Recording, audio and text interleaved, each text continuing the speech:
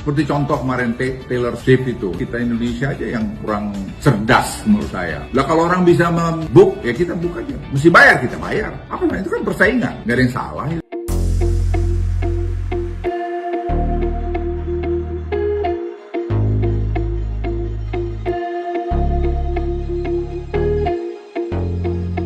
Asal semua berkolaborasi. Seperti contoh kemarin Taylor Swift itu yang di Singapura. Kita aja yang menurut saya, maaf ya kalau saya bilang, kita Indonesia aja yang kurang cerdas menurut saya. Lah kalau orang bisa membook, ya kita book aja. Mesti bayar, kita bayar. Apa namanya? Itu kan persaingan, nggak ada yang salah itu. Sekarang peraturan sudah online semua, nggak bisa lagi seperti yang lalu. Orang 6 bulan ke depan sudah bisa merencanakan bahwa dia mendatangkan si Polansi baru. Saya kemarin sudah bicara itu sama beberapa orang yang bisnisnya di sana. Ayo kalian bawa aja. Kalau ada masalah beritahu saya. Bawa bisnis kok, coba di Singapura sampai 9 hari loh. Jadi dia Singapura yang hebat, cerdas, cerdik.